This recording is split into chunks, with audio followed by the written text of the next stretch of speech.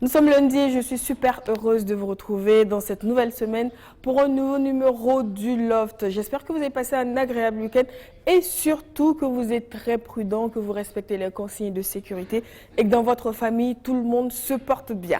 Comme vous pouvez le constater, j'ai en ma possession mon gel hydroalcoolique car conseil d'hygiène oblige, on fait attention, on ne se fait pas la bise, mais on se nettoie les mains. Je commence par moi en attendant que mes invités me rejoignent sur mon plateau. Aujourd'hui, vous le savez, lundi en général, on reçoit que les femmes. Aujourd'hui, on a un ami qui était en voyage, qui revient fraîchement et on s'est dit pourquoi ne pas l'accueillir avec nous.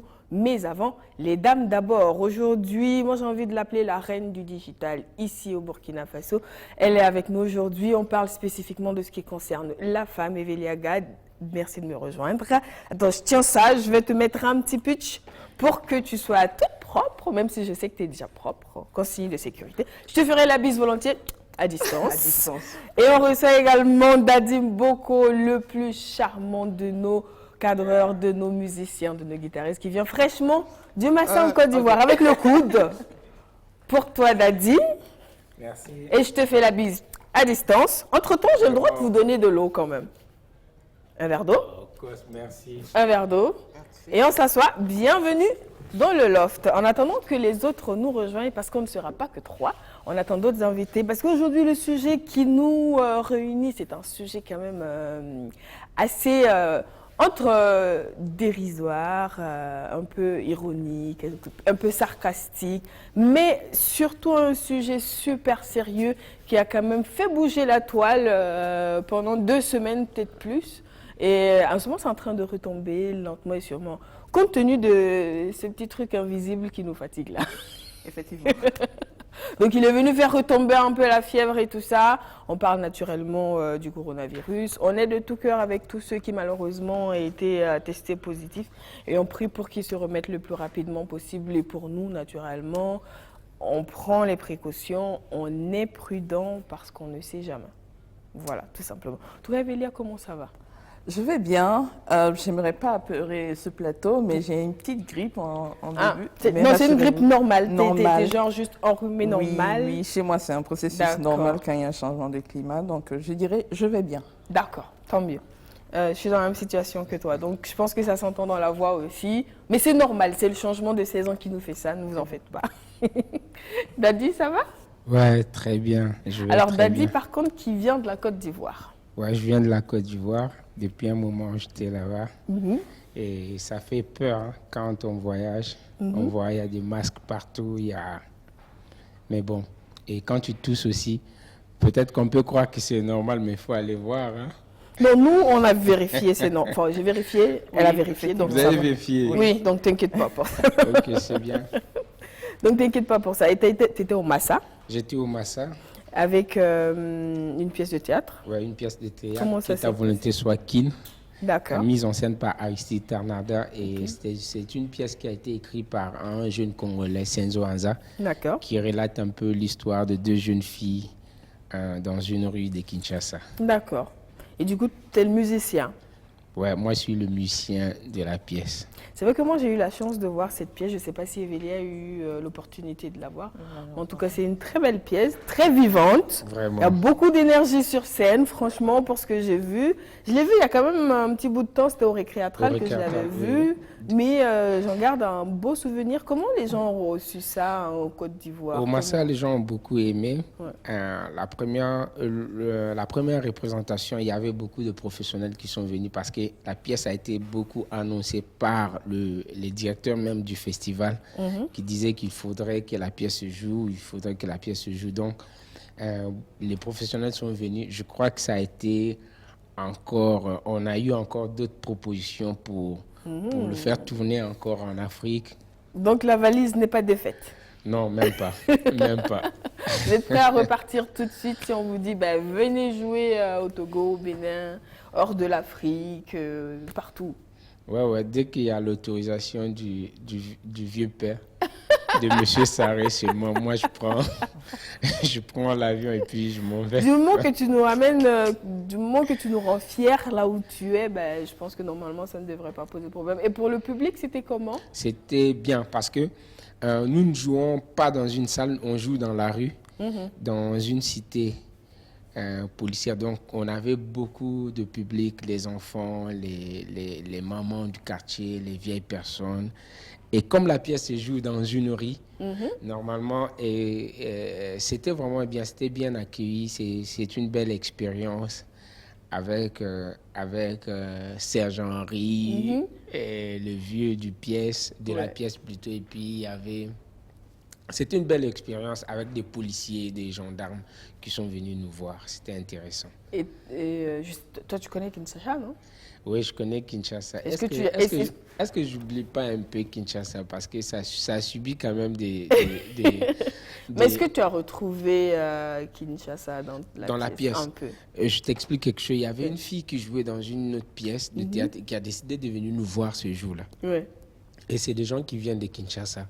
Et quand on a joué, elle était tellement touchée par la pièce parce que c'est la réalité de ce qu'elle vit à Kinshasa. Du coup, elle est tombée sur place. Waouh! Ouais, elle a fait une crise, c'était terrible. Donc, il y a des médecins qui sont venus la chercher. Tout. Après, on essaie de savoir, mais qu'est-ce que tu as? Est-ce que tu as déjà eu ces genres de crises? Elle dit que non, c'est juste l'émotion de la pièce qui a joué sur elle. Alors que c'est une comédienne. Donc, c'est là, je commençais encore à comprendre... la force, en fait, la force de cette pièce-là. Franchement. Tu as déjà vécu une situation comme ça, toi, transporter d'émotions pour une pièce? Moi, je suis pas pour une pièce fondamentalement, mais après, moi, je suis une passionnée de lecture. J'aime bien lire.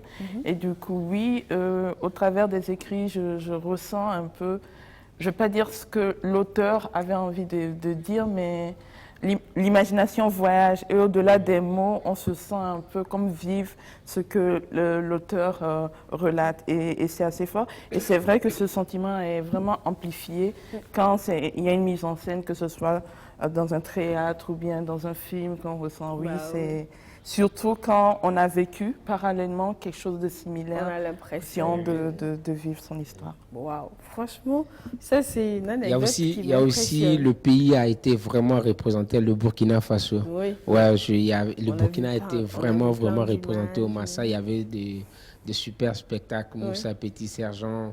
Il y a eu les Philomène. Oui, Philomène. Oui. Il y en avait plein. Il y avait Malika Laslameux sur scène. C'est vrai qu'il y avait beaucoup d'artistes. Il y avait aussi Candy. Oui, qui Candy est d'ici. Guira, oui. Oui. Bien sûr qu'elle vient de la France. Oui. Candy Guira était là. Oui, qui est d'ici. Oui. C'était intéressant en tout cas.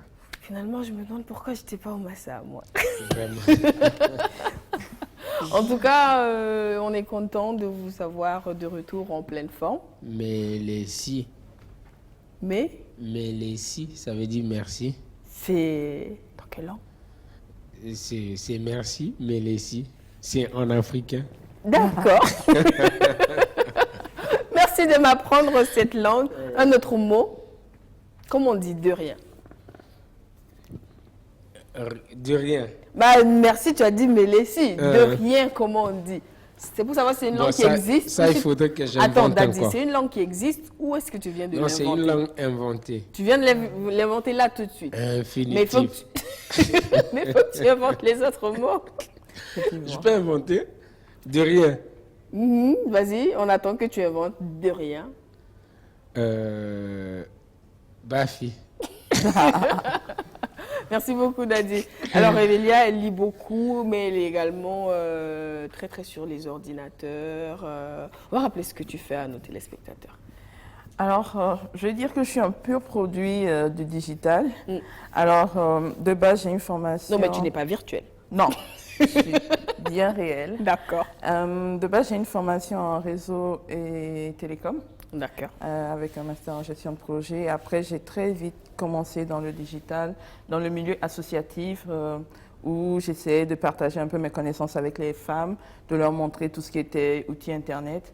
Après, je me suis insérée dans la vie professionnelle et dans le même ordre d'idée, j'ai commencé par travailler, par monter sur des projets qui ont un trait au digital, que ce soit les médias sociaux ou bien des stratégies de pénétration.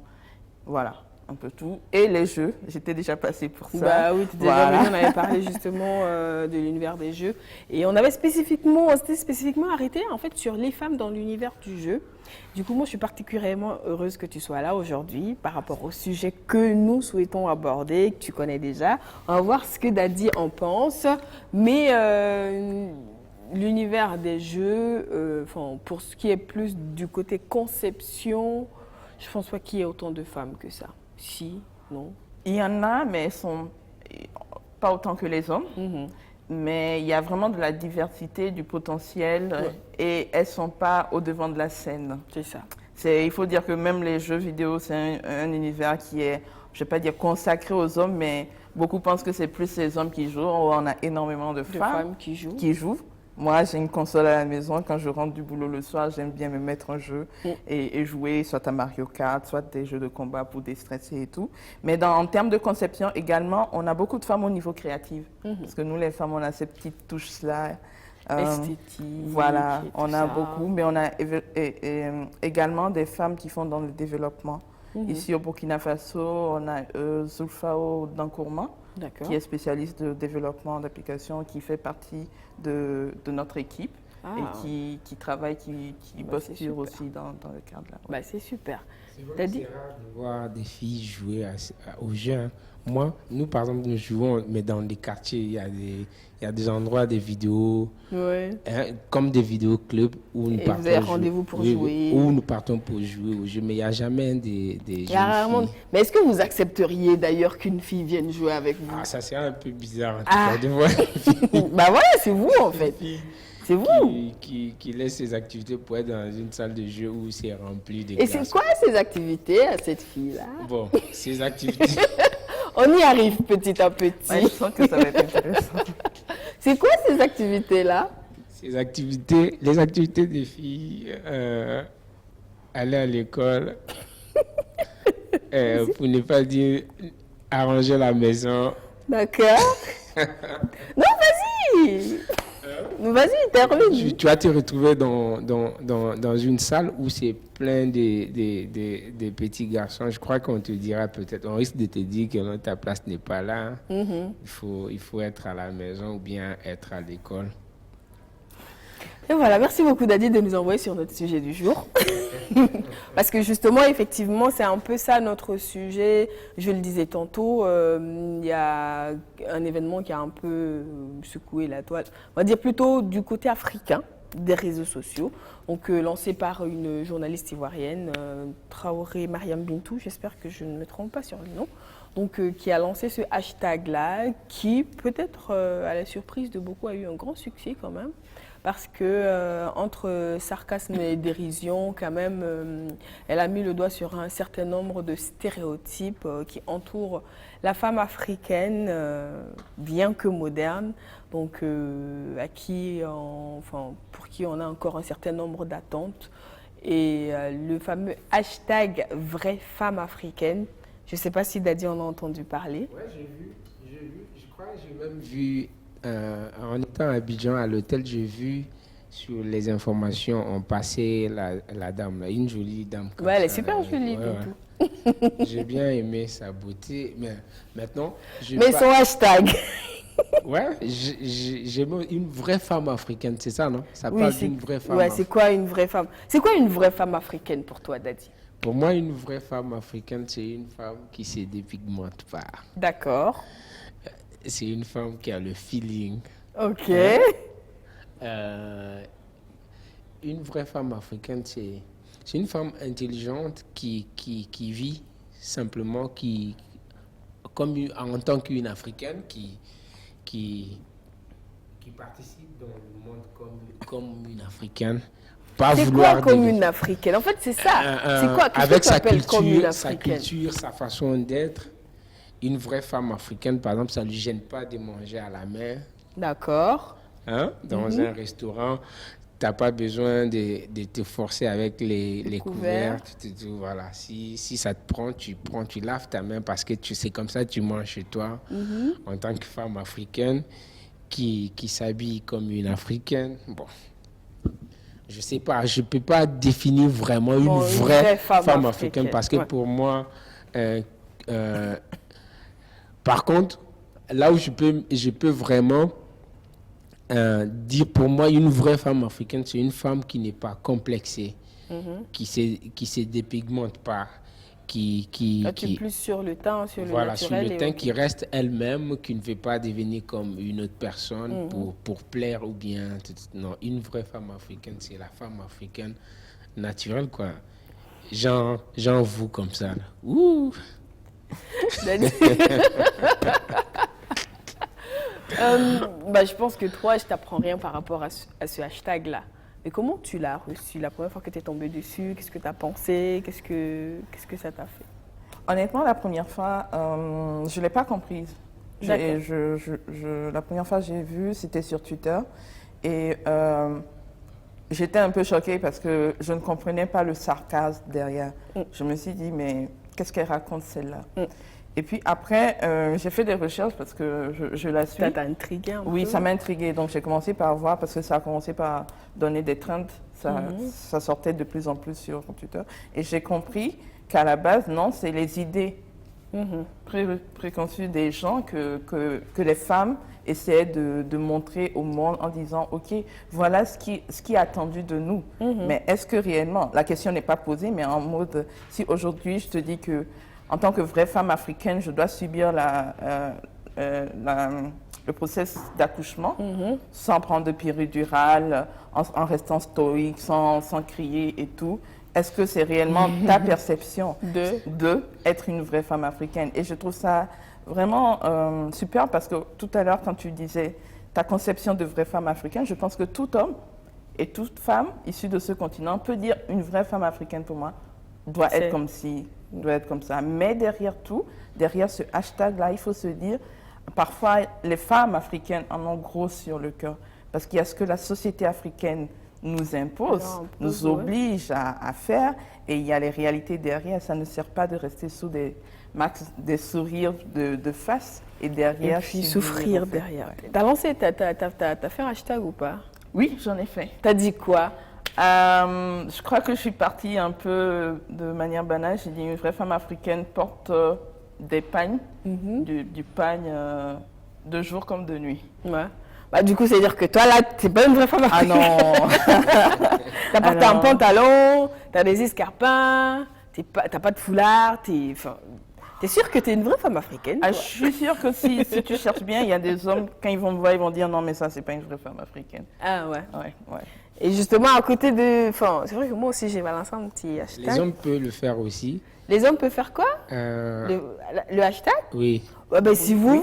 Les hommes en ont pris. Mais il y a les hommes qui en ont fait. Mais, je pense que si, à la région, on est prêt, on en a quelques-uns que tu vas voir. Si tu n'as pas eu l'occasion de les voir, vu que tu étais en tournée, on comprend. Donc, on va voir s'il y a quelques hashtags qu'on pourra afficher. Par exemple, là, on a une vraie femme africaine est une campagne pour lutter contre les idées reçues. Donc, avec un brin de sarcasme. Ça, c'est un peu l'explication. Donc, ceci n'est pas forcément drôle. C'est toi qui as mis ça? Oui, c'est moi publication. Donc ça, c'est vraiment ça l'explication pour ceux qui ont pris longtemps avant de comprendre le sarcasme. Parce qu'ils sont tombés sur des sujets, par exemple, on va afficher un autre hashtag, on va voir. Il y a des gens, si tu tombes directement sur ça, une vraie femme africaine n'a pas besoin d'écumoire. Elle tourne le poisson dans l'huile avec sa main. Et ça, c'est vrai qu'en général, quand tu es à la cuisine et que tu te brûles, tu n'as pas le droit de te plaindre parce que tu n'es pas une femme. Mais oui, moi je pense que beaucoup de femmes africaines ont oui. Ça. Et du coup, on te dit, mais tu te plains, tu peux pas toucher la marmite chaude, mais tu es une femme. Ouais. Vraiment, ça c'est une vraie femme africaine. Tu es d'accord avec ça? Je suis d'accord. Elle se brûle pas, la vraie femme africaine?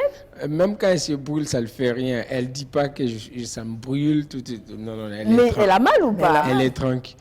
Elle a mal, mais avec l'habitude, elle n'a plus non, mal. Justement, c'est ce que vous avez choisi de croire. Parce que le feu, ça brûle à tout moment. Je peux vous garantir ça. Ça peut être habitué, ça brûle toujours. Mais ça brûle. Et du coup, vous vous rendez compte que cette femme-là, tous les jours, genre 2 fois par jour, elle se brûle en cuisine. Et tout le monde estime que c'est normal parce que c'est une femme. Donc en fait, c'est pour dénoncer ce genre de choses-là. Je pense qu'on va quand même voir les autres hashtags qu'on a. Il y a plusieurs sujets quand même qui sont abordés, notamment justement à un certain âge, il faut être marié. Tu n'es toujours pas marié, une belle femme comme toi, arrête de trier à ton âge. Il y a un âge pour tout. Ça, c'est une vraie femme africaine, à un certain âge, il faut impérativement qu'elle soit mariée. Peu importe. Voilà. Vraiment. Ça, c'est... Daddy, tu es d'accord avec ça? Vraiment. Vraiment. T'es sûr que tu es d'accord avec ça?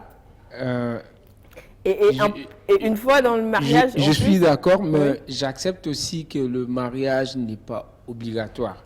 D'accord. Pourquoi? Parce que même si tu veux te marier, je pense qu'il y a beaucoup de gens qui ont voulu se marier puis qui n'ont pas pu se marier. Donc, il y a des gens qui vont se marier et il y a des gens qui ne vont pas se marier. Sauf que quand tu es la femme et que tu n'es pas mariée, c'est parce que tu n'es pas une bonne femme. Oui. C'est ça, en fait, le truc. C'est ça. Et du coup, et en plus, c'est intéressant ce que tu dis, parce que dans ce hashtag, il y a beaucoup de hashtags qui sont surtout venus autour de la vie de couple, de ce que la femme doit recevoir dans son couple, subir, supporter. Je pense qu'on en a un du genre parmi les hashtags qu'on a retenus pour l'émission d'aujourd'hui. Donc, malheureusement, celui-là, j'arrive pas à le lire. Je ne sais pas si... Donc, toujours est-il qu'on a des hashtags où la femme africaine, c'est celle qui arrive à faire des garçons à son mari. On a le hashtag de la vraie femme africaine, voilà, elle doit être capable de donner des garçons à son mari, c'est elle qui libère le chromosome Y. On a la femme africaine, attend que son mari soit rassasié avant de manger, même s'il en reste. Ça, c'est la vraie femme africaine, tant que son mari n'a pas fini de manger. Donc, on en a comme ça. Donc, la vraie femme africaine. Parce qu'il y a des femmes aussi qui se rassasient d'abord dans la cuisine, tu vois. Elle fait la cuisine et puis quand elle veut goûter, elle remplit carrément un plat, elle bouffe les vrais morceaux. T'as vu ça où, Daddy? Maintenant, quand Daddy, t'as vu ça où? Ça existe. Goûter, c'est pas manger. Ce ne sont pas des vraies femmes africaines. On a les hashtags, la vraie femme africaine couvre l'infidélité de son mari. Ça s'est revenu plusieurs fois. Une vraie femme africaine, si elle surprend son mari au lit, elle refait les draps et elle fait la cuisine pour lui, elle fait pas de scandale. Ça, c'est revenu. On est un peu entré dans le milieu professionnel. La vraie femme africaine, elle n'a pas un salaire enfin, elle travaille pas. Son salaire ne doit pas dépasser celui de son mari. Ouais. Donc, il y a plein de messages comme ça qui sont sortis. Voilà que tu en ris, Daddy. Je ne sais pas ce que tu en penses. Mais c'est des choses qui sont là, que les femmes vivent, que les femmes acceptent. Une vraie femme africaine, quand son mari la bat, elle supporte, elle ne le dit pas pour ne pas... parce que le linge sale se lave en famille. Elle ne doit pas quitter son mari parce qu'il est violent. Donc tout ça, c'est ce qu'on considère comme, enfin, dans certaines sociétés comme étant la vraie femme africaine, où on dira oui, dans le mariage c'est dur, c'est pas toi seul combat, comprends, reste pour les enfants et tout ça. Daddy, toi qui es l'homme... Moi, je pense qu'il faudrait qu'on lance... Oui, vas-y. Non, en fait, je veux dire, toi qui es l'homme, qu'est-ce que tu penses de tous ces idées reçues-là? Non, il y a des idées qui sont bonnes, mais il y a des idées qui ne sont pas bonnes. Quelles sont les idées qui sont bonnes, par exemple? Aide-nous à faire le petit tri selon ta perception à toi, Nathalie. Par exemple, quand on dit une bonne femme africaine, fait son lit, elle arrange... Non, quand elle surprend son mari avec une autre femme, elle ne fait pas la bagarre, mais elle lui dit on va faire le lit et tout ça tranquille. Ça c'est pas aujourd'hui. Peut-être qu'avant, il y avait des vraies femmes africaines dans de ce genre-là. Mais aujourd'hui, je pense pas. C'est rare de trouver ces vraies femmes africaines qui peuvent accepter ce genre de choses. Mais non, mais toi, tu dis, en fait, Daddy, vu comment tu le dis, c'est rare de trouver la vraie femme africaine qui accepte ça. Oui. Est-ce que ça veut dire qu'elle est censée intégrer et accepter ça, selon toi, qui est un homme? Non, je pense pas. Je pense que la vraie femme africaine, c'est une femme qui connaît aussi ses droits, qui peut pas accepter qu'on se fout d'elle jusqu'à un niveau. C'est vrai qu'elle peut aller jusqu'à un niveau parce que la femme africaine est encore capable de savoir que non, j'ai mes enfants tout à cause d'une chose, d'une erreur ou bien d'une faute qui peut être corrigée. C'est mieux que je protège ma famille, mon foyer, tout, mais faut pas aller dans les extrêmes. Jusqu'à... Mais est-ce que ça marche dans l'inverse? Bon, bref, on va inverser. Il y a un hashtag qui est passé tout de suite que j'aimerais bien qu'on ramène. concernant justement ta péridurale dont tu parlais, parce qu'une vraie femme africaine, c'est celle qui accouche. Donc, regardez-moi ces incapables d'accoucher sans péridurale. Une vraie femme africaine accouche avec toute la douleur, sinon elle n'est pas entièrement maman. Ça, c'est un point de vue aussi. Parce qu'aujourd'hui, la médecine a fait en sorte que la femme puisse accoucher. Certes, elle va sentir les contractions au début, donc forcément la douleur, elle va la vivre. Mais ensuite, ça s'atténue pour qu'elle puisse accoucher sans douleur et avec sa vie moins en danger. Mais après même, elle récupère. Quand elle récupère, la douleur revient. C'est quand même bon. Mais non, ça, c'est pas une femme africaine. Ça, c'est pas une vraie femme africaine. Quand tu n'as pas souffert pour accoucher, tu n'es pas une vraie femme africaine. Peut-être que c'est parce que simplement cette technologie-là ne vient pas de chez nous. C'est ça qui peut expliquer ça. La douleur, elle vient peut-être de chez nous. Parce que les femmes de là où on le fait, elles aussi, elles souffrent quand elles ont des contractions. Mais comme je vous le disais, on a d'autres invités qui vont nous rejoindre aujourd'hui. Aujourd'hui, je suis super armée. Pour toutes celles qui arrivent sur ce plateau, je suis très armée. Et comme on parle on va recevoir des dames, Dadi. Oui. Donc tu vas te sentir seule dans peu de temps. Non, t'inquiète, tu restes là. Je ne sais pas comment tu vas sortir de cette émission, mais en tout cas, tu seras là. On va recevoir dans un premier temps, elle est coordinatrice du mouvement féministe Féminin. Bénédicte nous rejoint. Bon, elle est féministe, donc forcément avec elle, on va parler de ce hashtag-là avec plus de détails. Aujourd'hui, on ne fait pas la bise, mais je fais une distribution. Donc, tu te mets juste au milieu entre nous deux. Donc, Bénédicte Bailou. Bénédicte Bailou, voilà. C'est ma frangine. Ah ouais, Yeah. d'accord. Donc, on va voir si vous allez être frères jusqu'à la fin. Je ne sais pas si tu as entendu ce qu'il disait avant de venir. On verra. On verra d'ici la fin. En attendant, on va installer Nadia Yado. Merci beaucoup. Elle qui nous rejoint. Je suis armée. Je suis super armée. Et les membres de Mystique, juste là. Dadi, tu vas te mettre au milieu. Tu vas te mettre au milieu. Je vais mettre une femme de chaque côté de toi. Voilà, tu te mets juste là. Nadia et Ornella qui nous rejoint. Viens Ornella. Pour Ornella aussi, une noisette. C'est pour tout le monde. Aujourd'hui, ça se passe comme ça. Aujourd'hui, tout le monde passera à la casserole. Non, juste là, de l'autre côté de Dadi. Tu as peur de Dadi? Non, mets-toi de l'autre côté de Dadi. Dadi, qu'est-ce que tu as fait? Voilà, tu es bien à l'aise. Bien encadré. Bienvenue, mesdames. Donc, on avait déjà fait un tour de table pour se présenter. Donc, nous, on avait commencé à discuter. Maintenant que vous nous avez rejoints, vous allez quand même vous présenter à tous ceux qui nous regardent à la télé. Donc, on va commencer par Bénédicte Bailou. Donc, je te laisse te présenter mieux. Avec, je donne le micro pour Bénédicte. Merci beaucoup. Tiens, c'est pour toi. Bonjour à tous. Bonjour. Je suis Bénédicte Bailou, coordonnatrice du mouvement féministe Féminin, D'accord. qui fait la promotion de la participation politique de la jeune femme au Burkina Faso D'accord. et la défense des droits des femmes. Super. Et à côté de ça, je suis chargée de programme dans une ONG. Ok. Donc, le féminisme, ça te connaît? Ouais, oui, on peut le dire. Alors, juste à côté de Dadi, nous avons Ornella Traoré, donc qui est membre de Mystique. C'est bien cela? Oui, c'est cela. Bonjour. Bonjour. Au fait, c'est Angela Traoré. Ah, c'est Angela? Oui, et je suis la trésorière de Mystique. Ok. Mais c'est bien, parce que j'ai une amie qui s'appelle Angela Ornella. Ah, ok. D'accord. Merci. Donc, c'est quoi Mystique? Bon, Mystique, c'est une association Mhm. des femmes, des jeunes filles. Ouais. Voilà. Nous luttons pour la promotion des TIC. Voilà. D'accord, ok. Voilà, surtout auprès de la jeune féminine. C'est bien. C'est notre cible, au fait. Ok. Oui. Donc, je sens que ça va être intéressant de parler avec elle de notre hashtag aujourd'hui. Et justement, toujours membre de Mystique, Nadia, qui est de l'autre côté de Dadi. Dadi, t'es bien encadrée. Ok. Bonjour à toutes et à tous. Et Nadia, elle occupe quel poste dans Mystique? Je suis membre de Mystique. D'accord. Oui, je suis membre de Mystique. Et comme Angela Traoré l'a souligné, nous sommes une association qui vise à promouvoir l'éthique au niveau de la gente féminine. D'accord. Donc, Nadia Yoda, au-delà de ça, tu fais quoi dans la vie? Donc, je suis médecin. Ah. Donc, ça tombe bien. Elle est médecin. Juste avant que vous n'arriviez, mesdames, on était en train de parler du hashtag Vraie Femme Africaine. Vous en avez forcément entendu parler. Donc, vous les avez vus.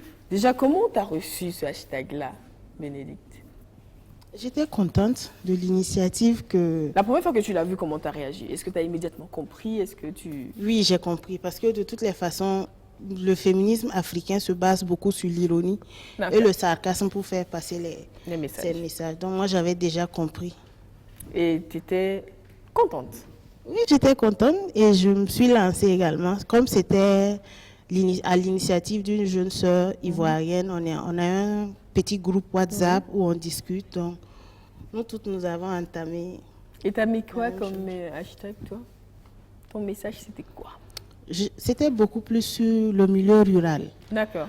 Une vraie femme africaine n'a pas droit à la terre. Une vraie femme africaine travaille beaucoup, mais c'est elle qui doit s'occuper de ses enfants pendant que le monsieur, il cultive sa terre, il vend ses trucs et il va boire pendant que elle, c'est son lopin de terre, elle doit utiliser pour nourrir la famille. D'accord, vraie femme africaine. Angela, toi, tu as reçu comment le hashtag, quand tu l'as vu la première fois, comment tu as réagi? Qu'est-ce que tu as pensé?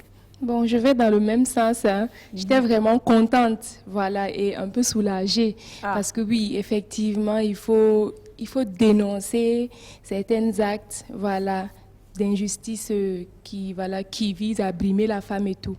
Donc, j'étais vraiment ravie, voilà, de ce hashtag-là. Et tu as posté quoi comme message, toi? Bon, je n'ai pas posté de message.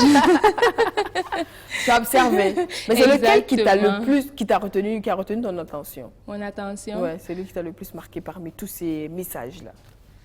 Est-ce qu'il y en a un en particulier qui t'a... Bon, pas forcément. En réalité, j'ai apprécié la majorité des messages faits. D'accord. Oui. Donc, on tourne le micro à Nadia, parce que pour Nadia, non seulement j'ai une question par rapport au hashtag, mais en plus par rapport à son statut de médecin et à ce dernier hashtag qu'on a vu là. Alors, comment tu as reçu le hashtag, Nadia? Bon, lorsque j'ai découvert pour la première fois le hashtag, je n'ai pas immédiatement compris, mais j'ai essayé de pousser et essayer de m'informer davantage. Et à la longue, j'ai compris ce que cela est, quel est le message que le hashtag voulait véhiculer.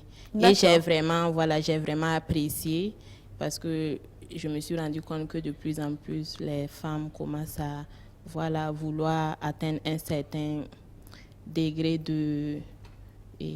comment dirais-je ça? Elles luttent pour leurs droits, elles ont droit à la parole et elles ont envie de dénoncer tout ça. En fait, je viens de me rendre compte de quelque chose. J'ai dit que je vais poser la question, je pose. Mais il faut que Evelia nous aide sur le prochain point.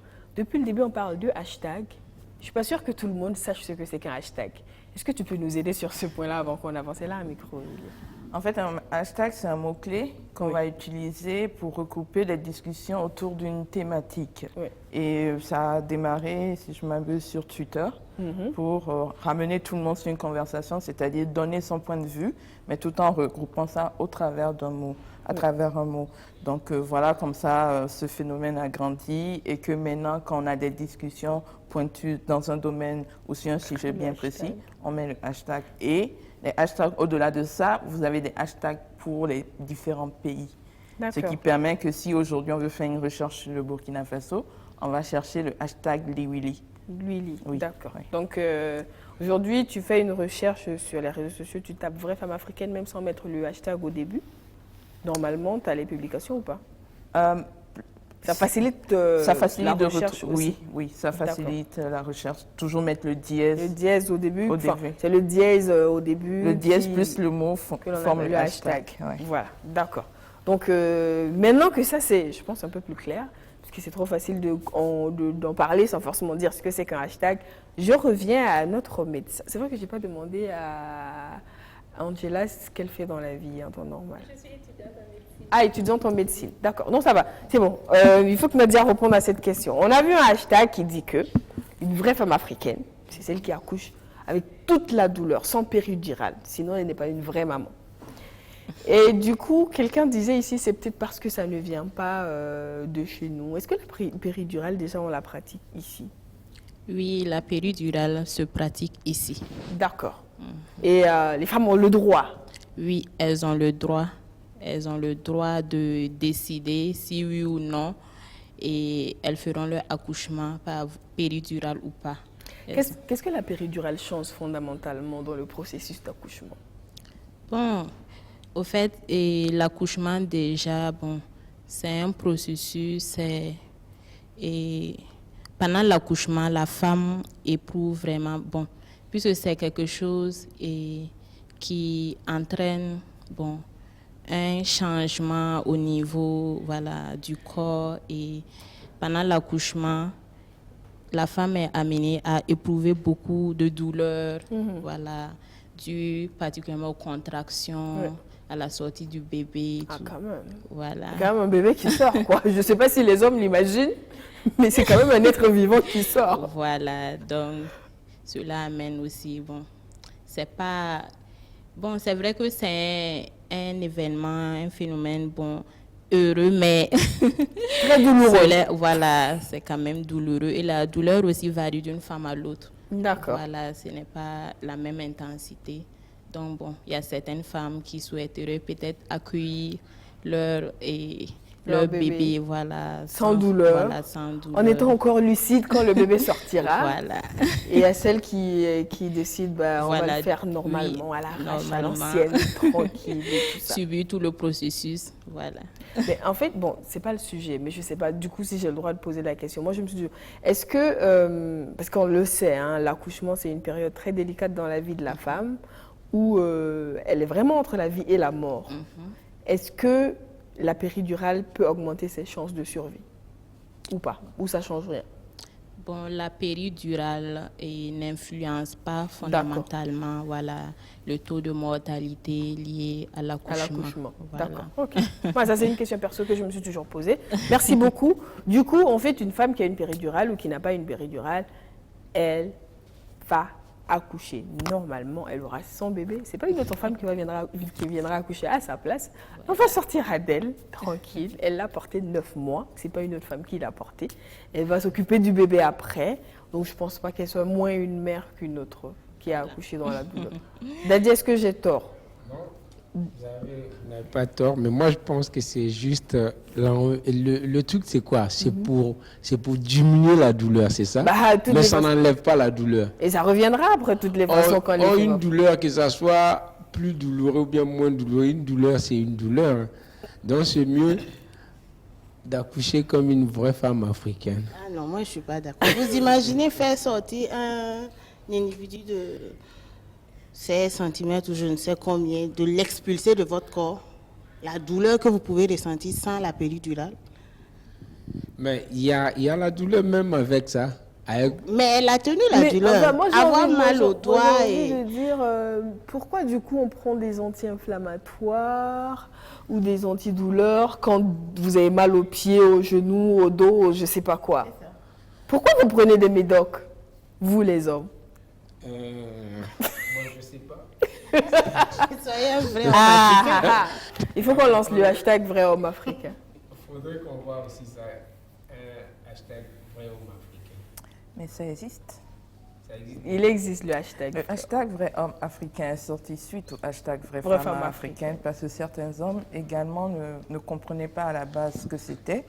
Et je pense que d'une certaine mesure, vous les revendiquez le fait qu'ils souhaitaient toujours garder ce spirit autour de la femme africaine telle qu'elle est. Il y en a certains, ce n'est pas eux tous. Et d'autres mêmes hommes ont accompagné le hashtag vraie femme africaine pour dire stop à certaines pratiques courantes qui n'avaient plus lieu d'être.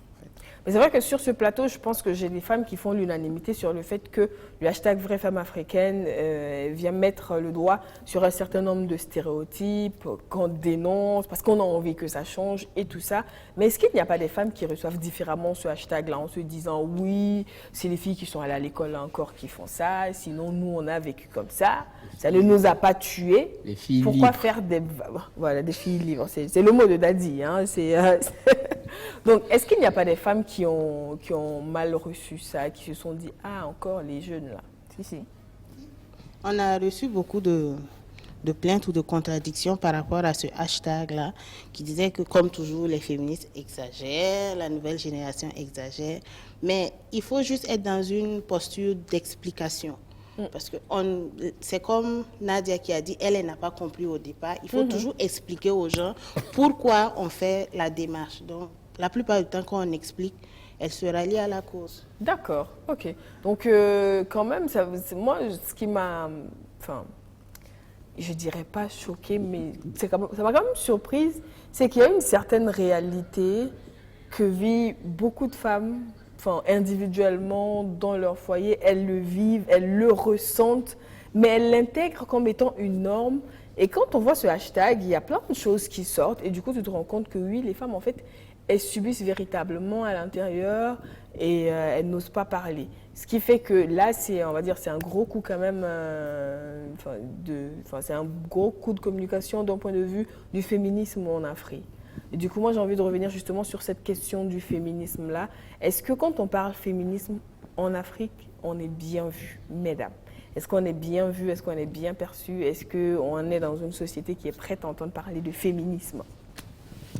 Je pense qu'il faut d'abord comprendre ce que c'est que le féminisme, parce que, comme tu l'as dit tantôt, les gens ont très vite assimilé le fait que les femmes relaient le hashtag Vraies Femmes Africaines comme étant du féminisme. Et certaines femmes même ne l'appréciaient pas du tout. Et derrière aussi, le féminisme, le but ultime, c'est l'égalité entre l'homme et la femme.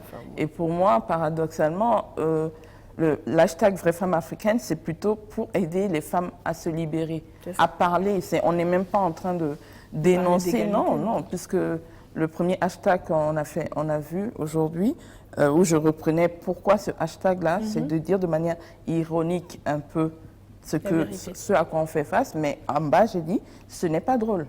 C'est des trucs qui ne sont pas drôles. Donc derrière, oui, le féminisme, ça existe, mais c'est tout un autre combat. Mais c'est à côté, on va le dire, c'est à côté. Parce que pour aller à la lutte pour l'égalité, il faut déjà arriver à libérer la parole, à oser dire non, c'est pas normal que ça se passe comme ça. Ouais. Donc Bénédicte qui est dans... Vous inquiétez pas. Un mètre. Ne s'inquiète pas. Vous inquiétez surtout pas, pas de danger, rassurez-vous. C'est quoi le féminisme pour tous ceux, les hommes surtout, mais aussi les femmes qui ne savent pas ce que c'est, qui n'ont pas forcément compris, qui ont envie de dire non, elles exagèrent, elles sont toujours en train de faire des vagues. C'est quoi le féminisme pour tout ce beau monde? Déjà, le féminisme, ce n'est pas une lutte contre les hommes. Bon à savoir. Le féminisme, c'est un mouvement idéologique. Pendant que tu parles, je sers. Vas-y. C'est un mouvement idéologique qui recherche l'égalité des droits entre les hommes, entre les humains. Donc, hommes et femmes, ils doivent avoir les mêmes droits, les mêmes opportunités, les mêmes chances plutôt. Donc, c'est ce que le féminisme recherche. Et j'ai dit au départ, ce n'est pas contre les hommes. Beaucoup ne vont pas à la recherche de l'information. Ils ne font pas l'effort d'aller comprendre c'est quoi le féminisme. Donc déjà, ils sont braqués parce que on entend parler des Femmes, qui est un mouvement assez radicaliste. Extrémiste quand même. Voilà, occidental. Mais bon, il y a beaucoup de courants féministes. Oui, il y a beaucoup de courants féministes. Il y a le féminisme africain, il y a le féminisme occidental, il y a le féminisme afro-américain également. Donc, il faut comprendre ces différents courants-là pour pouvoir émettre des réserves. Quand tu ne comprends pas, quand tu ne vas pas à l'information, c'est difficile d'être objectif dans tes critiques. Ouais, c'est ça. Je te prête mon verre d'eau. T'inquiète, j'ai pas bu dedans. Donc, on a à peu près une idée de ce que c'est que il s'agit juste de rétablir l'équilibre. D'accord. Mais est-ce que aujourd'hui, on estime qu'il y a un équilibre qui n'est pas là? En fait, c'est ça. Parce que dire rétablir l'équilibre, ça suppose que c'était là, ça a basculé et on ramène. Mais est-ce que dans l'entendement populaire, on n'a pas plus l'impression que vous voulez changer cet équilibre qui était là, qui faisait que la femme était là et l'homme était là, c'était tranquille, la balance tient? Enfin, je veux savoir, je pose la question comme ça. Je pense que ce que Bénédicte a dit est très profond. Il faut d'abord expliquer aux gens ce que c'est. Et il y a différentes formes. Et je pense qu'il y a un devoir au niveau des hommes d'aller au niveau de l'information. Parce que ceux qui, j'aime à dire, ils ont une peur bleue de ce mot-là, ou bien de ces femmes qui paraissent être des féministes. Et je pense qu'ils ne comprennent pas réellement le sens de cette lutte. Parce que réellement, c'est une lutte. Au quotidien, on le vit. Quand on parle des droits entre les hommes et les femmes, c'est pour dire, aujourd'hui, par exemple, vous faites votre métier, vous êtes payé une somme qui est 2 fois moins ce qu'une femme qui fait la même chose que vous percevrait. Ça, c'est juste un cas. Ou bien en entreprise, on voit très peu de femmes qui vont être élues CEO, PDG, plutôt qu'on va préférer un homme qui va vendre le rêve d'être plus stoïque, mieux amène à gérer une entreprise d'une certaine ampleur. Il y a tellement de cas qu'on peut citer, mais voilà, quoi. Ce n'est pas juste on veut faire les mêmes choses que les hommes. Non, ça n'a rien à voir. C'est plus profond que ça. On va au-delà du fait que, oui, les femmes, elles veulent hausser le ton quand les hommes haussent le ton, elles veulent porter la culotte et tout ça. Angela, toi, quand on dit féminisme, qu'est-ce que tu entends par ça? Quand on dit féminisme en Afrique, et qu'est-ce qu'on met dedans, selon toi? Pour moi, quand on parle de féminisme, c'est effectivement le droit des femmes, la lutte, voilà, la lutte pour le droit des femmes et puis l'égalité, voilà, l'égalité homme-femme, voilà, surtout la question du genre. Voilà. Moi, c'est ce que je vois dès qu'on me parle de féminisme, voilà, c'est ce que je vois. Dadi sourit beaucoup. Dadi, tu as quelque chose à dire? Vas-y, exprime-toi. Vu que tu es le seul homme sur ce plateau. Moi, oui. C'est bien que ça soit expliqué comme ça parce que c'est des sujets qu'on ne comprend pas vraiment. Moi, par exemple, j'ai eu une discussion un jour avec un de mes amis. On parlait des histoires de frapper sa femme, machin, tout.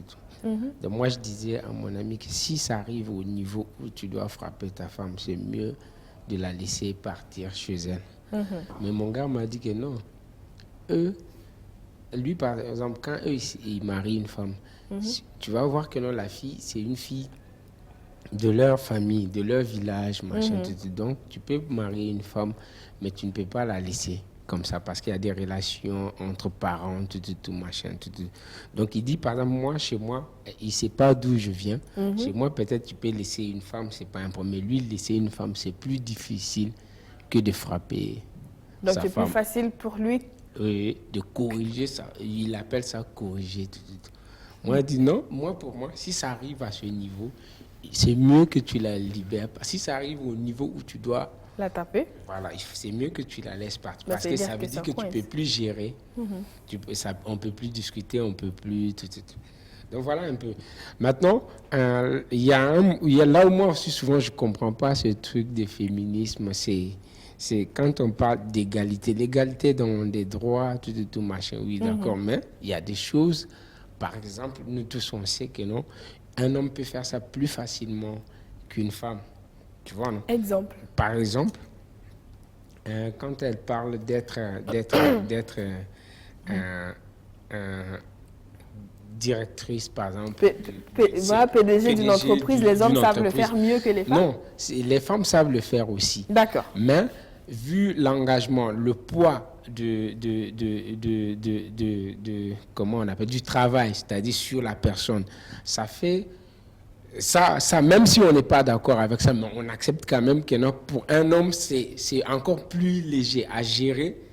Par exemple, la société même lui permet d'être un peu plus relax, plus libre. Par exemple, pour sa famille, pour ses enfants, pour s'occuper des enfants. On sait que non, quand c'est une femme qui gère vraiment les enfants, c'est plus facile. Tu vois, non?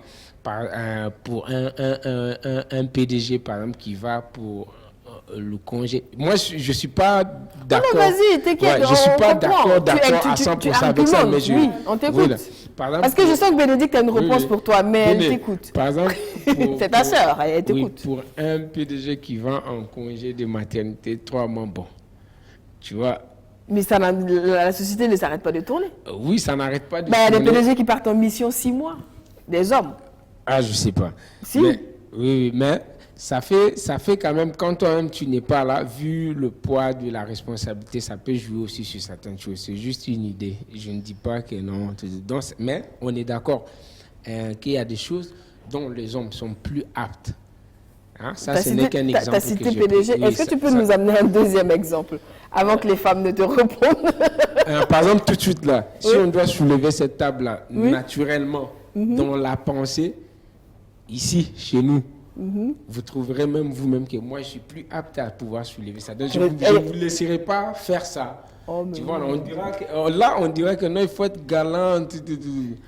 Mais, si c'est... Mais la galanterie n'a rien à voir avec l'aptitude. La Non, galanterie n'a mais rien à voir. on me dira par exemple que non. Par exemple, pourquoi on va me demander d'être galant? Parce qu'on trouve que moi, je peux supporter encore la difficulté de le soulever plus facilement. Non, je te rassure, la table, elle est toute légère. Non. Tu vois, plus Elle est légère. plus qu'une femme. Ça, on est d'accord avec ça, au moins. Que quand il y a un truc à soulever qui est plus lourd, par exemple, on dira que non. On cherche une personne plus forte. Oui, Pas forcément un homme. un homme qui... Ben non. Ben forcément, ça Vas-y. s'impose. On te dirait, Attends, Bénédicte. même ici, nous-mêmes, on te dirait que non, mais tu es un homme. Pourquoi tu peux laisser à une femme? Entre vous, vous allez vous dire ça. Non, même entre moi et vous. Non, on va. Sincèrement, sincèrement. T'es une minorité aujourd'hui, Non, Daddy. sincèrement, on me dirait que non, Daddy. Non, toi si on aussi, doit tu refaire- peux pas laisser aux dames. Si on doit refaire toute la pièce, C'est juste pour chacun dire que non, il y a des travaillera. choses que les femmes peuvent donc c'est faire une plus intégration. facilement. Ça ne veut pas dire. Enfin, Maintenant, c'est sur tout ton ce qui point est de vue. intellectuel, tout, je pense qu'il n'y a pas de problème. Il faut qu'il y ait l'égalité. Mais il y a des choses, par exemple, non. On ne peut pas. Pourquoi? Ouais, attends, ta soeur veut Par reprendre. exemple, l'exemple que tu viens de donner, Non, il ne faut pas te baser sur cet exemple. Non, mais C'est je veux... juste, Oui, je vais à contre-courant de ce que tu dis quand même. C'est du sexisme. Pourquoi? Aujourd'hui, le sexisme est très pernicieux. Ce n'est plus comme avant, on dit sur les critères de choix pour donner à un PDG, on dit, toi tu es une femme, donc ne viens pas. Aujourd'hui, ce sont des petites paroles du genre, l'homme est beaucoup plus stoïque, l'homme n'ira pas en congé de maternité. Pourtant, la loi burkinabé permet à l'homme de prendre un congé de paternité. Donc, ce n'est pas parce que la femme ira en congé de maternité qu'elle sera moins compétente que l'homme qui combien de ira temps? moins que la femme. Mais on demande également qu'ils aient le même nombre de temps, parce que ce n'est pas à la femme d'éduquer les enfants, c'est aux deux. Mais si un homme demande l'égalité dans ce sens-là, c'est-à-dire 3 mois aussi de Bah oui, congé. 3 mois pour Y a pas de s'occuper, pour souci, aider c'est sa ce femme qu'on à s'occuper demande. Il y de a son même des enfant. pays. C'est ce que les pays femmes qui même ont veulent, je demandé, pense. oui, Hein. il y a La des nouvelle pays maman, qui elle sont dira pas non à ça. En France récemment, Ils ont Oui. augmenté le nombre de jours. il y avait le projet de loi pour augmenter le nombre de Bah jours oui. de congé paternité. Il y Je a pense que la certains- nouvelle maman, elle va s'en plaindre. Hein. Avoir son mari à côté pour s'occuper de son enfant Il y a 3 mois. certains pays où ils donnent jusqu'à 1 an à l'homme pour rester, pour s'occuper des enfants. Oui. Voilà. Et moi, je trouve ça dommage parce qu'à égale compétence, pourquoi c'est juste le sexe qui va déterminer un poste?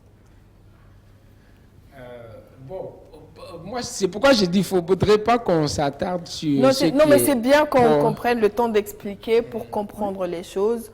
Parce que c'est vrai qu'il y a plein d'éléments qui ont été intégrés, autant par les femmes que par les hommes, qui semblent naturels. Donc, du coup, ça ne pose pas de problème. Et quand une personne ou un groupe de personnes estime que c'est pas censé être comme ça, en général, c'est eux qui font les vagues et c'est eux qui sont en train de vouloir changer les choses ou pas. Et souvent, moi, je ne sais pas si on ne se dit pas que celles qui font le combat du féminisme, on le dit souvent, hein, surtout à la faveur du 8 mars. Elles ont mal expliqué ça à leurs sœurs. Tout ce qui les intéresse, c'est le Djanjoba.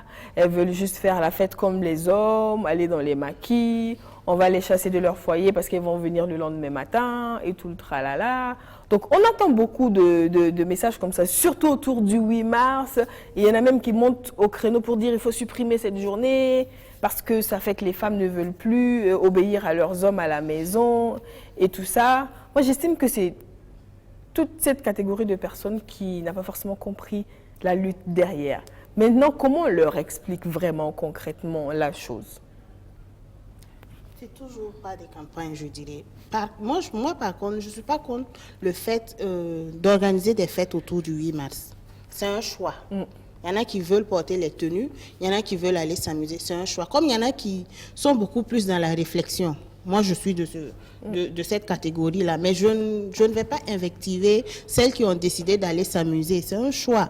Mais maintenant, pour emmener ces personnes-là à comprendre c'est quoi le 8 mars, pourquoi le 8 mars a été instauré, il faut peut-être aller vers organiser des causeries débats, parce que causeries débats, il y a moins de formalisme autour que des conférences.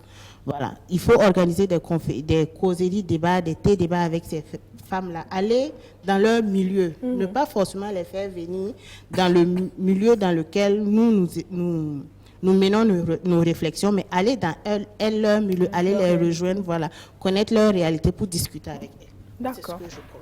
Ok.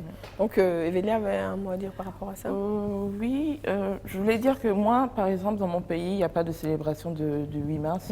C'est une journée comme les autres. Et j'ai beaucoup appris du Burkina, parce que souvent, je dis qu'il faut avoir une base pour que la discussion arrive. Et depuis 2 ans, je pense que les habitudes ont changé. On a plus de discussions autour des droits des femmes ce jour-là que toute autre chose. Et c'est vrai qu'on a eu vraies femmes africaines en amont du 8 mars, mais ça a été une très belle continuité pour discuter de tous ces sujets qui ont attrait aux femmes durant tout le mois de mars. Okay. Voilà. En tant que médecin, est-ce que souvent tu as le sentiment qu'il y a un combat encore à faire pour l'égalité femmes médecins, hommes médecins? Est-ce qu'il y a des différences? Parce qu'il paraît souvent qu'il y a des corps de métier où il n'y a pas trop de distinction. Je ne sais pas, je demande. Le combat des femmes au niveau médical et tout, bon, c'est à tous les niveaux. Hein. Je pense qu'il n'y a pas de secteur qui ne ressent pas ce déséquilibre-là. Ouais. Oui, oui. En tout cas, à notre niveau, c'est vrai qu'il y a des métiers, bon, il y a des spécialités où on dit, bon, étant une femme, lorsque tu vas embrasser telle spécialité, ce sera difficile pour toi. Par exemple. Chirurgie. J'aime bien poser la question tout le temps. Bon, je prends un exemple, peut-être la spécialité de réanimation. D'accord. Voilà. En traumato aussi, il y a des femmes ou pas? Oui, traumato. Oui, il y a de plus en plus de femmes qui s'intéressent, mais c'est plus encore, hommes. Voilà, il y a plus d'hommes qui adhèrent. Est-ce qu'il y a beaucoup de femmes qui font urologue? Oui, de plus en plus. Les patients n'en font pas un problème? Non.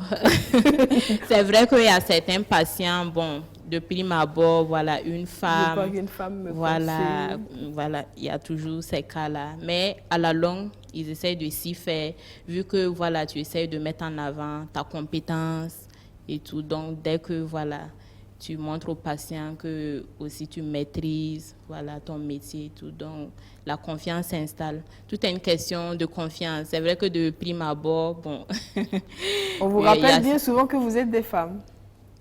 Bon, certains, oui. D'accord. Certains, oui, voilà. Certains, oui. Mais bon, de plus en plus, les patients essayent de s'y faire, quoi. D'accord. On va faire une petite pause publicitaire et on revient pour la suite. Éventuellement, recueillir quelques avis de vous qui nous regardez si vous avez eu l'occasion de liker la page Facebook de l'émission et de nous laisser un petit commentaire. The Voice Afrique francophone est de retour pour la saison 3. Une grande diversité de cultures et de talents, panafricanisme musical, des talents exceptionnels. Retrouvez vos coachs superstars. Lokwa Kanza. C'est un long parcours. Charlotte Dipanda. T'as une magnifique voix. Nayan Kabel. C'est la voix. Et Hiro. Et dès que t'es rentré dedans, j'ai dit waouh. Des Voice Afrique francophone, les mardis à partir de 22h et mercredis à 12h. On ne sort pas de la rue pour devenir un chef d'État. Mais bien sûr, on sort même du théâtre, d'autres sortent de leur toilette pour devenir chef de l'État. Quand j'apprends que les trésors du Faso ont été suspendus parce qu'ils ont entraîné de lourdes dettes, je suis choqué. Peut-être les choses bougent, mais tu ne bouges pas à la vitesse des choses. Je t'explique. Les femmes sont généreuses. Non, quel que ça choque. C'est parce que les femmes sont généreuses. Et quel public une fille tout mince, ça? quoi ce que j'ai porté là? Personne ne va parler. Non mais Edoxy. Personne ne va parler. Ah, le café ça là, il est chaud, hein. Est-ce qu'on peut bien le voir? Est-ce qu'on peut bien le voir?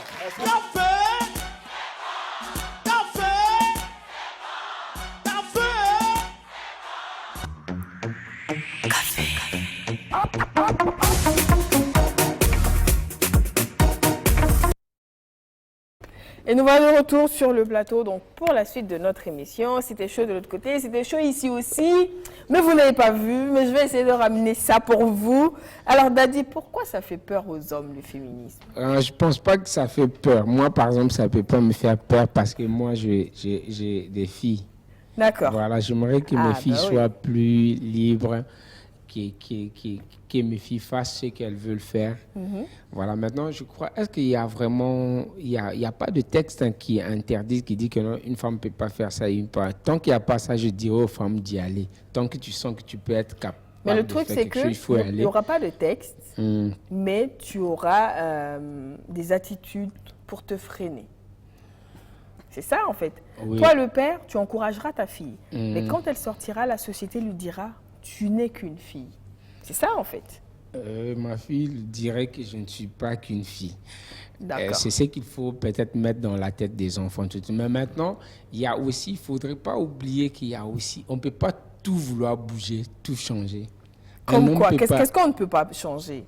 Un homme ne peut pas devenir une femme ne peut pas devenir un homme. Ça, c'est sûr. On est entièrement d'accord pour ça. Voilà. Maintenant, il y a des choses aussi qui nous arrangent aussi, qui sont là bien, qui sont nos cultures, des choses qu'on est né trouvé, comme on dit ici, là, qu'on est né trouvé. Il y a certaines choses qui sont bien et il ne faudrait pas vouloir le bouger aussi. Mais qu'est-ce que tu penses que les femmes veulent faire bouger qui n'arrangerait pas la société africaine?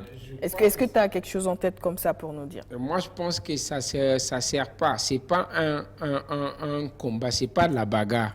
Non, justement. C'est pas une chose, surtout que c'est pas écrit. C'est pas écrit que non, les hommes doivent se comporter comme ça. Oh, ce n'est plus écrit. C'était écrit. Ah bon? Bah oui. Il y a des textes qu'on a pu abolir, sinon c'était écrit. Dieu merci que ce n'est plus écrit. Donc, je pense qu'on est dans une lutte pour permettre à l'autre d'être aussi à l'aise, de se sentir bien dans la vie. Exactement, c'est juste ça tout le message. Moi, je suis d'accord avec ça.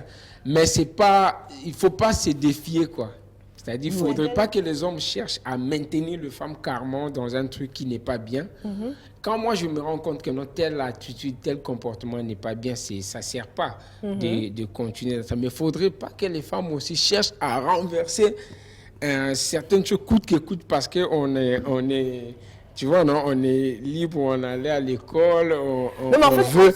En fait, non, parce que si les gens commencent à se sentir aussi, peut-être qu'il y a là aussi, ça crée aussi autre chose. Quand les gens, c'est ça aussi qui crée la peur. Quand on sent que non, ta femme veut devenir, tu vois, non? Elle veut devenir quoi? Non, elle veut juste avoir le droit d'aller travailler, de ramener le salaire pour te faciliter les dépenses. Mais ça, c'est beau même, ça, c'est doux. Mais il y a des hommes qui ne comprennent pas que la femme ait le droit de travailler. Ils vont comprendre un jour. On espère bien. Et quand tu vas avoir une femme qui est bien, là, jolie, tu l'aimes bien, et puis tu vois que non, c'est une histoire de travail seulement qui peut tout gâter, là, non, tu vas laisser ça. Ah, si c'était aussi simple, ça serait bien. Ça. Parce que toi, tu n'as pas réussi à convaincre ton ami qui considère que c'est normal de corriger une femme. Tu n'as pas réussi le débat. On compte sur toi pour le faire changer. Mais les jours, il va corriger sa femme. Quand sa femme va se rendre compte que non, si tu me corriges de cette façon, je peux aller quelque part me plaindre et puis tu vas avoir des problèmes. Il va arrêter. D'accord. Oui, ça, il va arrêter. Mais maintenant, faut pas quand ça arrive en ce moment, il ne faudrait pas que la femme aussi cherche à créer des bagarres quoi, avec son mari. Il faut aller mollo, il faut temporiser parce qu'en attendant que tu partes te plaindre, peut-être que le dégât peut être aussi arrangé. Ouais. J'ai une question par contre. Voilà. Vas-y, il y a une question. Alors, imaginez qu'un jour vous soyez posé chez vous et que votre fille rentre en pleurs en disant que son mari vient de la corriger pour telle ou telle situation. Que ferez-vous? Moi, je vais la voir tout de suite. Et puis, on va faire quoi là-bas? On va se corriger entre moi et puis ma fille. Mais tu viens me dire qu'il ne faut pas aussi que la femme... non, il ne faudrait pas créer des situations qui vont amener parce que le temps que nous, on vient de dire que non, c'est pas normal, les dégâts peuvent être irréparables aussi. C'est Tu ça. vois, donc, il faut avoir le feeling, quoi. C'est la femme qui crée la situation. Non, je ne dis pas c'est la femme qui crée la C'est situation. pas la guerre. Je pose juste la question. Pas du tout, je pose la J'ai dit question. à cette femme qui a envie de se libérer, de vivre ses droits, qui est normal. Il ne faudrait pas, à la recherche de ses droits, créer... Tu vois, mais il faut avoir le feeling. Il faut en discuter, comme tu as dit. On peut créer des causeries pour en parler. Par exemple, moi, je trouve ça intéressant. Et ça me donne même une idée, peut-être, de créer un truc où on peut s'asseoir, discuter entre garçons. Comment il faut gérer. Parce que moi, par exemple, je ne trouverais pas ça normal madame, si on gère ma fille comme ça. Moi, Non, mais c'est vrai que quand on devient un père d'une fille, en général, ça change. Et même chez les garçons, par exemple, pour moi, par exemple, je trouve que non, mon père peut supporter certains coups, tu vois, non, que j'aimerais pas. Si on me dit qu'on avait tapé ton père ici, là, ça te fait pas plus mal que si on te dit qu'on avait tapé ta maman. Tu vois un peu. Donc, il y a ce sentiment-là qui est naturel, que moi, je n'aimerais pas, par exemple, qu'on dise à mon fils que non, ton vieux faisait comme ça. Je sais qu'il ne va pas aimer ça. Tu vois un peu. Donc, ça fait que, naturellement même, sans même qu'on dise quoi que ce soit, chaque homme qui est père, qui est mari, n'accepterait pas que sa femme ou bien sa fille vive certaines choses. Soit brimée, soit empêchée. Alors, on va voir sur Facebook ce qui est écrit. On a quelques commentaires. On a David Guigma sur la page Facebook qui nous dit... Salut le loft, pour moi les femmes toujours réticentes ont besoin de repères, de mentors, d'exemples. Elles ont besoin de voir que c'est possible de libérer la femme. Elles veulent voir que yes we can. D'accord.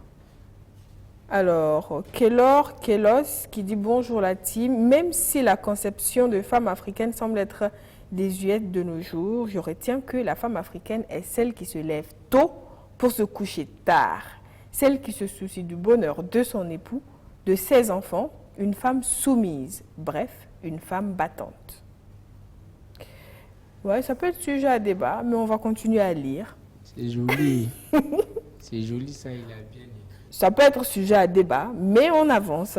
Hakim Kafando, au fait, ça dépend du degré d'insupportabilité. Si tu n'arrives plus à vivre avec elle, c'est mieux de partir et puis la laisser, vu que si tu la chasses, la société te traitera de méchant. Donc je pense qu'il vient un peu à la suite de ce que Dadi disait tantôt par rapport à lever la main sur la femme. Et Fanta Miloro qui dit bonjour à tous, très bonne émission, un concept nouveau qui a bien marché sur la toile. Les initiateurs du hashtag Vraie Femme Africaine sont à féliciter. Ils ont apporté quelque chose de nouveau dans la façon de dénoncer certaines perceptions communes. Et Daoudi, le parrain, qui dit la vraie femme africaine, c'est celle qui est obéissante à son mari, sauf si sa vie en dépend. Les gars Adama qui dit bonne émission, Junior de la BSB, bonjour, bonne journée. Moi personnellement, je ne connais rien dans Affaires de femmes. Bonne émission, les mamans. Eh bien, Junior, tu gagnerais à savoir quelque chose parce que certainement tu as des sœurs. Déjà, tu as une maman. Donc, il y a des choses que tu n'aimerais pas qu'on inflige à ta mère. Tu as des sœurs, tu as des cousines, donc c'est important. Et tantôt, elles l'ont dit, Evelia et Bénédicte, il y a des hommes qui accompagnent ce combat parce que justement, ils comprennent que ce n'est pas une guerre contre les hommes.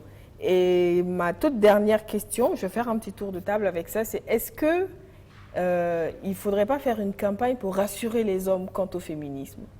Ou est-ce qu'il faut y aller, ils finiront par comprendre? Bénédicte, vas-y. On a déjà beaucoup de choses à faire. Si on doit ajouter le fait de vouloir les rassurer, ça va nous prendre du temps. On va juste les inviter à aller à l'information, s'informer, avoir la bonne information, la bonne compréhension. Et puis revenir, on va discuter. D'accord. Emilia, toi, tu penses que ça devrait se faire comment? Oui, pareil comme Bénédicte. D'abord, je pense qu'il faut d'abord même rassurer les femmes elles-mêmes. parler à la jeune génération qui arrive, parce que nous, on fait déjà notre part de boulot, leur expliquer quelles nuances de communication il faut avoir sur ce type de sujet-là. Et je parlais religion, prier Dieu pour que ça s'insère auprès de ces hommes-là. On va prier fort. Angela? Je pense qu'il faut y aller, voilà. Pas besoin de les rassurer. Daddy, il n'est pas rassuré. Hein. Il a peur que vous veniez faire la guerre après le soir en mode non, je suis une femme féministe. Et puis. Il ne faut pas les rassurer un peu sur le coup pour leur dire. Un peu quand même. À la maison, on peut les rassurer pour dire bon, si je fais ça, ne pense pas que c'est pour ça, mais voilà. On peut les rassurer, mais franchement, il faut y aller, quoi. D'accord. Ok.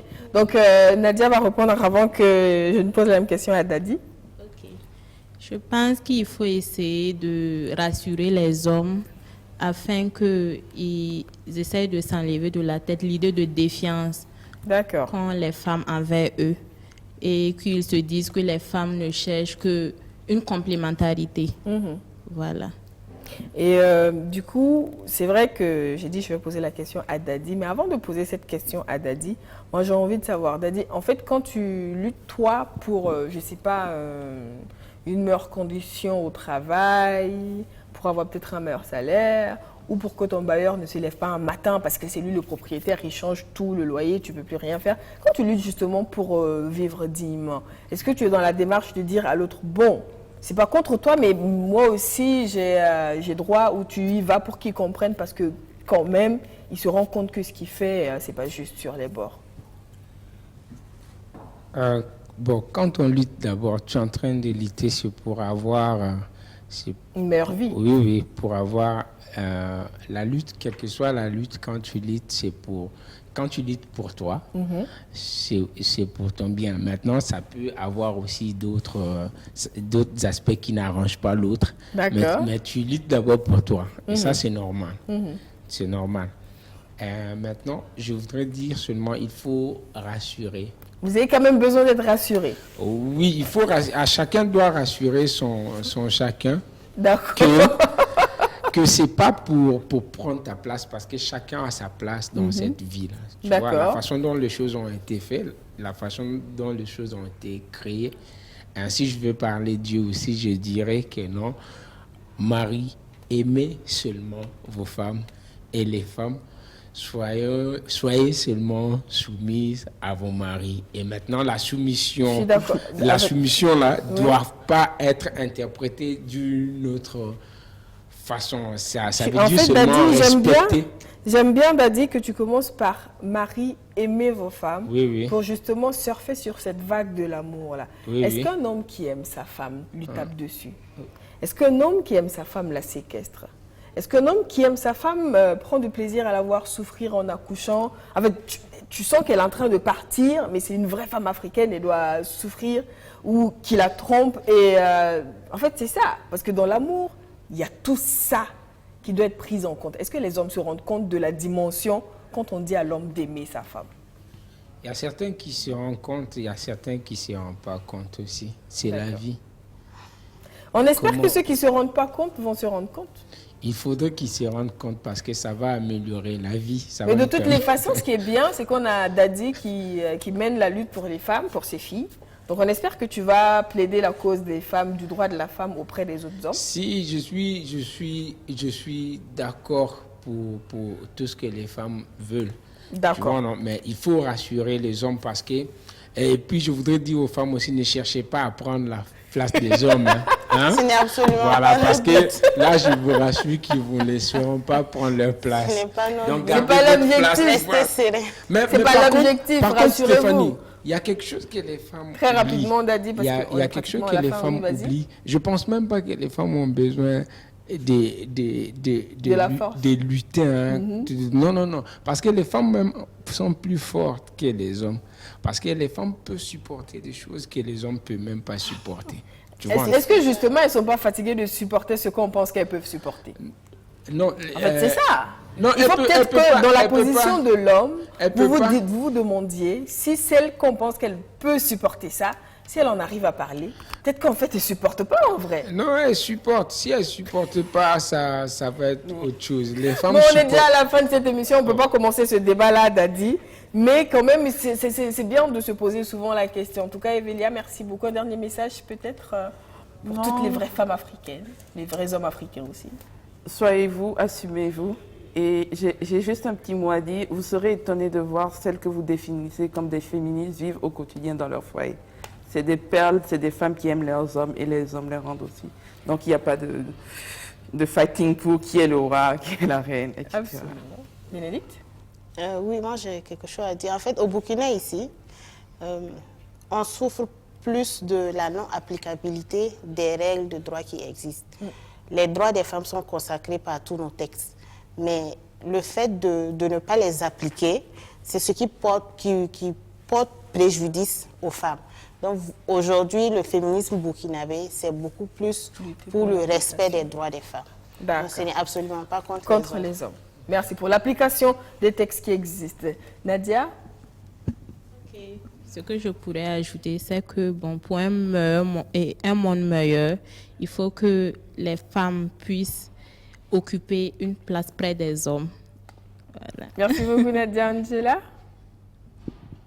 Ce que je peux ajouter, c'est de dire aux femmes de continuer à être courageuses. D'accord. Voilà. Être de vraies femmes africaines qui ont des droits. Moi, je pense que la vraie femme africaine, c'est celle qui a les droits et qui apprend à les faire respecter, tout simplement. Merci beaucoup, mesdames, d'avoir été des nôtres aujourd'hui. Dadi, merci beaucoup. On te souhaite de passer une très belle journée. Non, tu n'as plus de mots à dire, t'inquiète, rassure les hommes pour nous. Merci, Dadi. Soyez rassurés, il n'y a rien. Elle ne veut pas prendre la place, elle veut juste vivre leur vie tranquillement. Merci beaucoup, Dadi. Voilà. Et on se retrouve demain avec un autre sujet. N'oubliez pas, l'hygiène avant tout. Donc, on est prudent, on se protège et puis on sera en bonne santé pour longtemps. À demain, au revoir.